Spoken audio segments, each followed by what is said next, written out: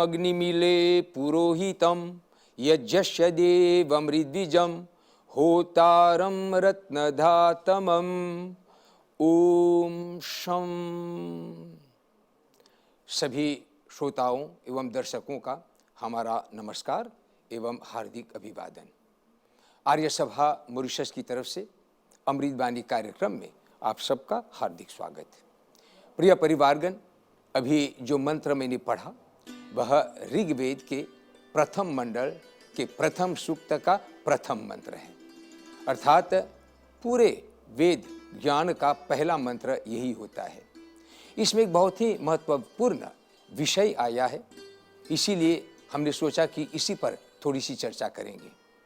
हम सब जानते हैं, मानते भी हैं कि इस सृष्टि का बनाने वाला, चलाने वाला और इसका संहार करने वाला एकमात्र परमात्मा है।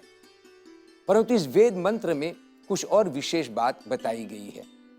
सृष्टि का निर्माण परमात्मा करते हैं, उसका संहार परमात्मा ही करेंगे, लेकिन सृष्टि को चलाने का काम केवल परमात्मा अकेले नहीं करते हैं।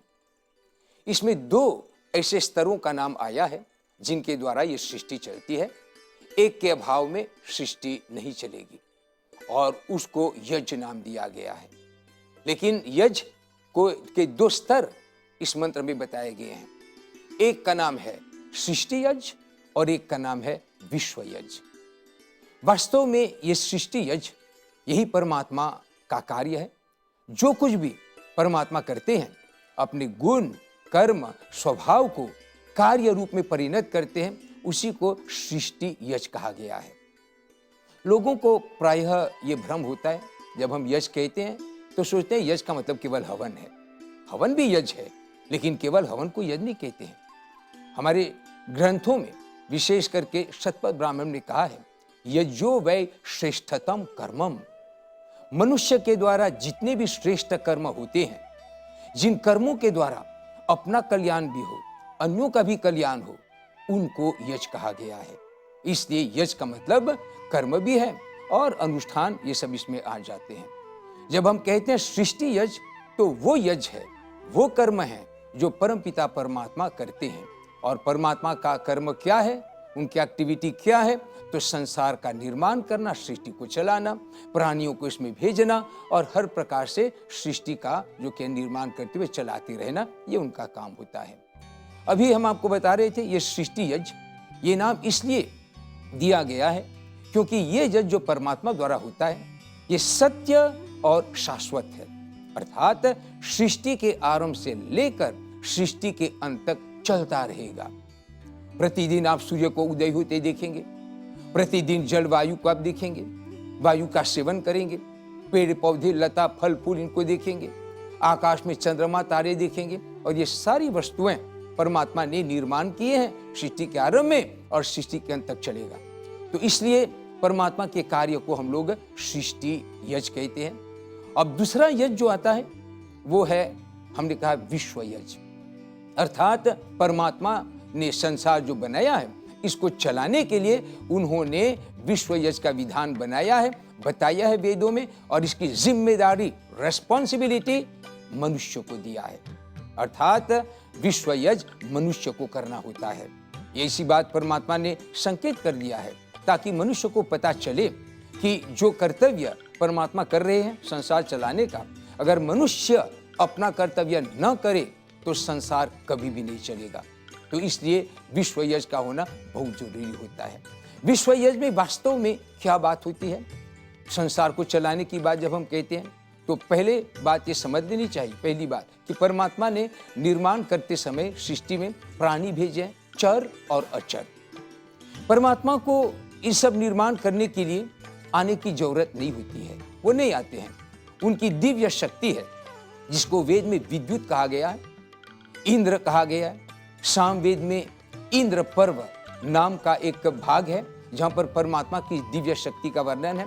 इसी शक्ति के द्वारा परमात्मा सारी चीजों का निर्माण करते हैं। शतपथ ब्राह्मण में लिखा गया है, ये जो वै विष्णु, अर्थात परमात्मा का भी नाम यज्ञ ही है।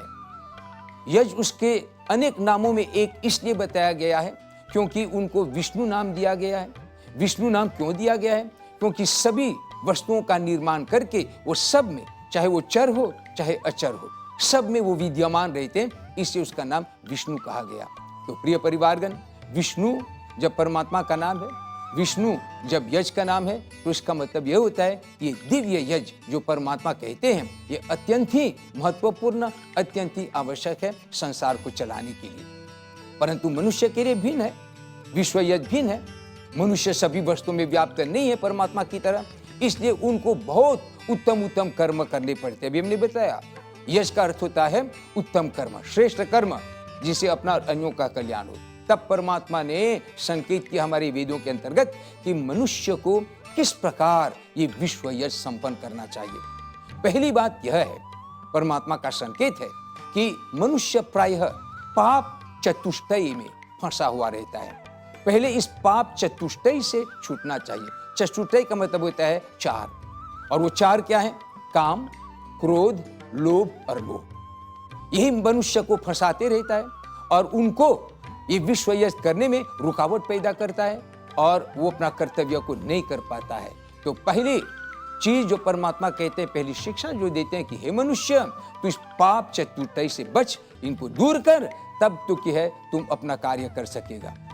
पाप चतुष्टय, काम, क्रोध, लोभ, मोह दूर हो जावे तो भी कुछ कमी होती है मनुष्य को विश्व यज संसार को चलाने के लिए। परमात्मा कहते हैं इसके बदले में तुमको पुण्य चतुष्टय, ये विचार रहते हैं, इनको अपनाना चाहिए और इसी के आधार पर तुम्हें अपने जीवन का निर्माण करना चाहिए। ये पुण्य चतुष्टय वास्तव में क्या है? धर्म, अर्थ, काम और मोक्ष, राइटियसनेस, virtue जिसको हम लोग कहते हैं। मूल बात संसार चलाने का यही होता है। जब तक मनुष्य के भीतर धर्म प्रवृत्ति न हो, वो कोई भी कार्य धर्म अनुकूल नहीं करेगा, परमात्मा के नियम के अनुकूल नहीं करेगा, अपनी भी हानि करेगा और अन्यों की भी करेगा। इससे परमात्मा आदेश देते हैं कि ये सब तुम्हें करना होगा, तैयारी करनी होगी, तब तू संसार को चला सकेगा। ऐसा ही तू नहीं संसार को कभी भी नहीं चला सकेगा। प्रिय परिवारगण, हम आपको इतना भी बता दें कि मनुष्य के लिए केवल पुण्य चतुष्टय नहीं, 5 महायज्ञ का विधान भी हमारे वेदों में बताया गया है। देखिए, मनुष्य को परमात्मा ने कितने कर्तव्य दिए हैं संसार चलाने के लिए, और ये सारी चीजें परमात्मा के साथ लागू नहीं होते हैं क्योंकि वो इन सब से परिपूर्ण है। उन्हें धर्म, अर्थ, काम इस सब करने की जरूरत नहीं है, उनके पास पाप चतुष्टय नहीं है। तो परमात्मा शाश्वत होने के कारण, नित्य होने के कारण, वेद ज्ञान के निर्माता होने के कारण उनको ये सब करने की जरूरत नहीं है। वो अपनी शक्ति द्वारा संसार का यज अर्थात सृष्टि यज वो कर रहे हैं, लेकिन मनुष्य को पूरी तैयारी करनी होती है, अन्यथा इस काम को वो नहीं कर सकेगा।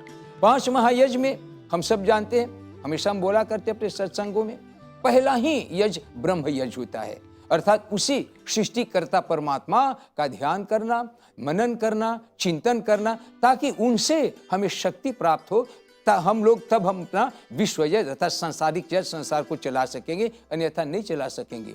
फिर दूसरा यज देव यज कहा, देव अर्थात देवताओं का, उनकी तृप्ति करना, वो है अग्निहोत्र हम लोग करते हैं। अग्निहोत्र में अग्नि का प्रयोग करके घी सामग्री आदि की आहुतियां देते हैं और अग्नि उन आहुतियों को देवताओं के पास भेजते हैं। देवता यहाँ पर वैदिक देवता, हमने कभी बताया आपको 33 वैदिक देवता हैं, उन्हीं के द्वारा मनुष्य का कल्याण होता है। तो परमात्मा कहते हैं पहले तू ये कर, ब्रह्म यज कर, परमात्मा के साथ मिल, दूसरा देव यज कर, ताकि अन्य देवी देवताओं के पास तुम्हारी आहुतियां पहुंचे और बदले में तुम्हें इसका फल मिले। फिर इसके अलावा 3 और विशेष यज हैं, पितृयज है, जीवित माता पिता की सेवा आदि करना, इन सब से मनुष्य का निर्माण, चरित्र, स्वभाव उत्तम बनता है। उसके बाद बलि वैश्वदेव यज आता है, अन्य प्राणियों का, पशु पक्षियों का, उनका भी तृप्त करना, और अंत में अतिथि यज आता है, अतिथि जो देवता तुल्य होते हैं उनकी भी सेवा करनी है। तो प्रिय परिवारगण, मैं केवल इतना आपको बता दूं कि ये सृष्टि यज परमात्मा द्वारा जो हो रहा है और विश्व यज जो मनुष्य को परमात्मा ने कहा है करने का, ये दोनों जब तक साथ नहीं चलेंगे संसार नहीं चलेगा। अभी आप देख रहे हैं संसार में कितने कष्ट, क्लेश, महामारी, बीमारी, रोग, बाढ़, कहीं सुखाड़, तरह तरह के कठिनाइयों का सामना हमको करना पड़ रहा है। तो ये एक कारण है कि मनुष्य अपना यज नहीं कर पा रहा है। परमात्मा नित्य करते हैं, जब तक सृष्टि रहेगी तब तक करेंगे, लेकिन मनुष्य इसमें चूक जाता है। तो हमारा कर्तव्य है और मेरा भी ये आदेश है कि आप अपने यज्ञों को अवश्य करें।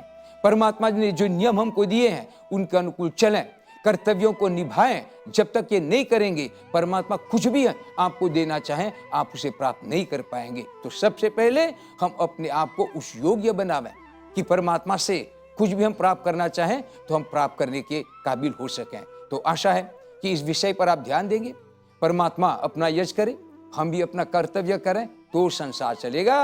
अन्यथा हम दुख कष्ट तकलीफ बटोरते रहेंगे और इसी के अंतर्गत मरते रहेंगे और आगे नहीं बढ़ पाएंगे। आशा इस पर आप अवश्य ध्यान देंगे। आपको बहुत बहुत धन्यवाद, शुभकामनाएं। परमात्मा आप सबका कल्याण करे। ओम शांति शांति शांति।